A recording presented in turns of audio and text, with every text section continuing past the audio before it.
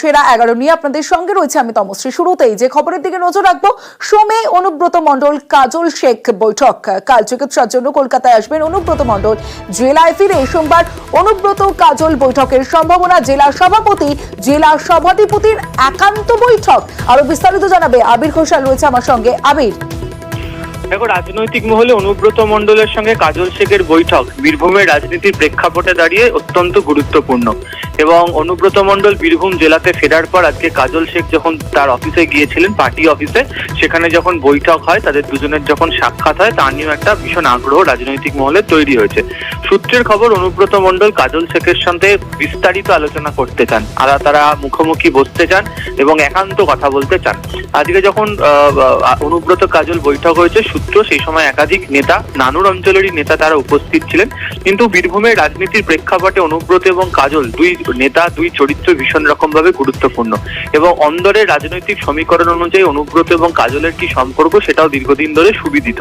আজকে অনুব্রত এবং কাজলের সাক্ষাৎ হয়েছে এবং যেটা জানতে পারা যাচ্ছে যে নানুরের পরিস্থিতি কি, বীরভূম পরিস্থিতি কি, এই বিষয় নিয়ে কথা হয়েছে। কিন্তু যেহেতু অনেকে উপস্থিত ছিলেন, বিস্তারিত কোনো আলোচনা হওয়ার কোনো জায়গা সেখানে হয়নি। সেই কারণে অনুব্রত আলাদা করে কথা বলতে চান কাজলের সাথে। সূত্রের খবর, তিনি সেই কথা আজকে উল্লেখ করেছেন এবং তিনি যে কাজল শেখকে মনে রেখেছেন বা তার সঙ্গে কথা বলার ক্ষেত্রে তিনি আগ্রহী, সেটা বোঝানোর জন্য তিনি উল্লেখ করেছেন যে তার ফোনে এখনো পর্যন্ত কাজলের নাম্বার সেভ রয়েছে। সেই প্রসঙ্গের কথাও তিনি মনে করিয়ে দিয়েছেন। আজকে প্রায় অনেকটা সময় কাজল ছিলেন পার্টি অফিসে অনুব্রতর কাছে, সেখানে আরো অনেকে উপস্থিত ছিলেন। আগামী সপ্তাহে যদি এই বৈঠকটি হয়, তাহলে বীরভূমের রাজনীতিতে কোর কমিটি এবং জেলা কমিটির বিষয় নিয়ে যে আলোচনা চলছে, সেখানে কাজলের উপস্থিতিতে অনুব্রতর বৈঠক শুধুমাত্র নানুর কেন্দ্রিক নয়। তার কারণ এখন মনে রাখতে হবে, কাজল শেখ হচ্ছে বীরভূমের জেলা সভাধিপতি, ফলে জেলার বিভিন্ন প্রান্ত সম্পর্কে তার কাছে একাধিক রাজনৈতিক ইনপুট থাকে। সেই বিষয় নিয়ে আলোচনার ক্ষেত্রে অত্যন্ত গুরুত্বপূর্ণ হতে পারে। সূত্র বলছে আগামীকাল বিকালে কলকাতায় আসতে পারেন অনুব্রত মণ্ডল চিকিৎসার কারণে। চিকিৎসককে দেখিয়ে তার সোমবার ফিরে যাবার কথা এবং তারপরেই তিনি কাজলকে ফোন করে ডেকে নিয়ে বৈঠক করবেন। সেই ইচ্ছা বা সেই প্রসঙ্গের কথা আজকে তিনি নিজেই কাজলকে জানিয়েছেন।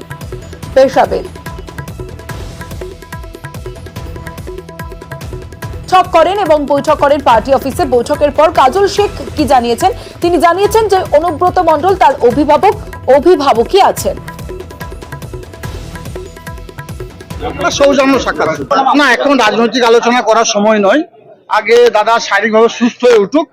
এই সপ্তাহের মধ্যে বা দু একদিনের মধ্যে দাদা হয়তো কলকাতা যাবেন ডাক্তার দেখাতে, যে কথা বললেন। ওখান থেকে ফিরে আসার পর হয়তো আলোচনা হবে। আমাদের অভিভাবক যে জায়গায় ছিলেন সেই জায়গাতেই আছেন। যখন জেলায় ছিলেন না, তখন কি তৃণমূলের ভিড় দুর্বল ছিল বলে মনে হচ্ছে আপনার? টিম অনুব্রত কাজ করেছে, সেই টিম অনুব্রত আগামী দিনে কাজ করবে। ওই পরিবারটার সঙ্গে আমার একটা নিত্য নৈমিত্তিক যোগ সব সময় আছে। উনি আমার অভিভাবক, আমি নিজেকে ওই পরিবারের সদস্য বলে মনে করি। বাকি কে কি বললো, কে কি বললো না, সে নিয়ে আমাকে যা আসে না। রাজ্য নেতৃত্ব যে নির্দেশ দেবে, সেই নির্দেশটা পালন করাই হচ্ছে আমাদের কাজ।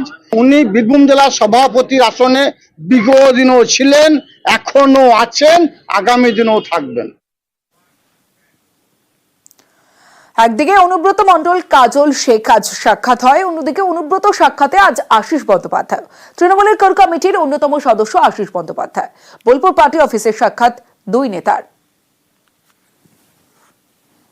আগামী কালী পুজোর পরে এবং দেওয়ালির পরে জেলার একটা মিটিং ডাকবেন এবং জেলার মিটিং ডাকার পরে তিনি ব্লকে ব্লকে মানে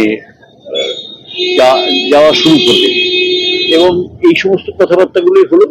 এছাড়া অন্যান্য যে বন্যা পরিস্থিতি, রাস্তাঘাটের অবস্থা, মিউনিসিপ্যালিটির যে 6 জনকে 6টায় পৌরসভাকে নিয়ে বসার কথা, এই সমস্ত বিষয়গুলো। এবার অন্যান্য খবরের দিকে নজর রাখবো। সেরা 11তে নির্বাচনী বন্ড মামলায় ফের কড়া কোর্ট।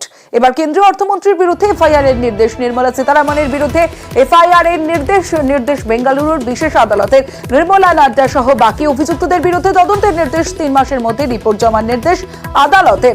বন্ডের মাধ্যমে তোলা আদায়ের অভিযোগে মামলা, জনস্বার্থ মামলায় নির্দেশ বিশেষ আদালতের নির্দেশের পরেই ফের জোরালো ইস্তফার দাবি। নির্মলার ইস্তফা দাবি বিরোধীদের।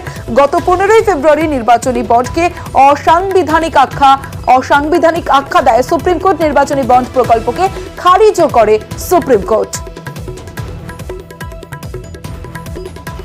ইলেকটোরাল বন্ড দিয়ে তার নাম করে এজেন্সি পাঠিয়ে প্রভাবিত করে ভয় দেখিয়ে থ্রেট পারসেপশন যারা বলছেন না থ্রেট পারসেপশন, এই খবরটা একটু পড়বেন। থ্রেট পারসেপশন কি জিনিস?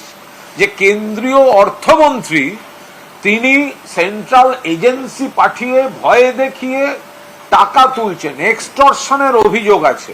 যে ভয়ঙ্কর অভিযোগ কেন্দ্রীয় সরকারের বিরুদ্ধে, এর দায় কিন্তু শুধুমাত্র কেন্দ্রীয় অর্থমন্ত্রীর নয়, সেক্ষেত্রে কিন্তু এর দায় মাননীয় প্রধানমন্ত্রীকেও নিতে হবে।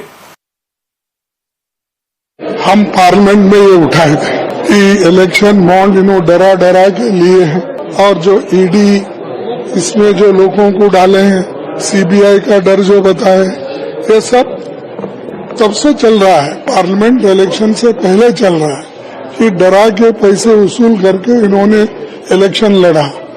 और आज कोई कोर्ट गया है, किस ढंग से उसको न्याय मिलेगा हम देखेंगे।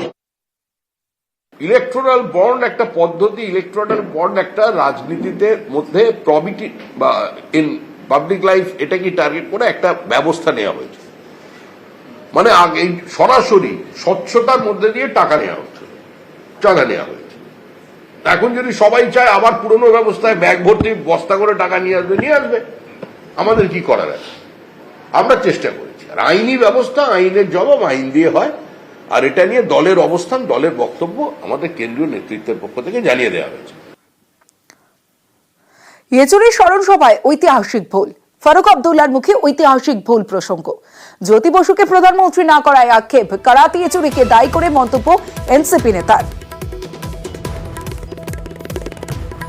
जब हम बंगाल के वजीर आला को हिंदुस्तान का वजीर आजम बनाना चाहते थे, ज्योति बासु जी को, तब आपकी जमात ने साथ नहीं दिया। उस वक्त ज्योति बासु हिंदुस्तान के वजीर आजम बन जाते तो मैं समझता हूं हिंदुस्तान का आज का नक्शा नहीं होता जो आज है। ফের পর্যালোচনা বৈঠক মুখ্যমন্ত্রী সোমবার বিকেল 5টায় পর্যালোচনা বৈঠক, ভার্চুয়ালি পর্যালোচনা বৈঠক ডাকলেন মুখ্যমন্ত্রী মমতা বন্দ্যোপাধ্যায়। কাদের এই বৈঠকে ডাকলেন এবং কোন কোন বিষয়ে আলোচনা হওয়ার সম্ভাবনা রয়েছে জানাবে সোমরাজ বন্দ্যোপাধ্যায়। রয়েছে আমার সঙ্গে সোমরাজ। দেখো, সোমবার বিকেল 5টা থেকে মুখ্যমন্ত্রী মমতা বন্দ্যোপাধ্যায় ফের রিভিউ বৈঠক ডাকলেন। এই বৈঠকে সব জেলার জেলাশাসক ও পুলিশ সুপাররা ভার্চুয়ালি উপস্থিত থাকবেন, তেমনটাই নবান্ন সূত্রে খবর। তুমি জানো যে লোকসভা ভোটের পর মুখ্যমন্ত্রী মমতা বন্দ্যোপাধ্যায় একাধিক প্রশাসনিক বৈঠক করেছেন সব জেলার জেলাশাসক পুলিশ সুপারদের নিয়ে। সেই বৈঠকগুলি থেকে যে সমস্ত সিদ্ধান্তের কথা জানানো হয়েছিল তা কতটা কার্যকর হলো তা যেমন পর্যালোচনা করবেন, তেমনি বিভিন্ন হাসপাতালগুলি পরিকাঠামোগত বিষয় নিয়েও আলোচনা করবেন মুখ্যমন্ত্রী মমতা বন্দ্যোপাধ্যায়। পাশাপাশি পুজোর আগে নিরাপত্তা ব্যবস্থা নিয়েও আলোচনা করবেন মমতা বন্দ্যোপাধ্যায় বলেই সূত্র মারফত জানা যাচ্ছে। বেশ কয়েক দফা ইস্যু নিয়েই আলোচনা করবেন মুখ্যমন্ত্রী মমতা বন্দ্যোপাধ্যায় এবং বিকেল 5টা থেকে সোমবার এই বৈঠকটি রেখেছেন মুখ্যমন্ত্রী মমতা বন্দ্যোপাধ্যায়। অবশ্যই পুজোর আগে এই বৈঠক নিঃসন্দেহে গুরুত্বপূর্ণ বলেই মনে করা হচ্ছে। বেশ,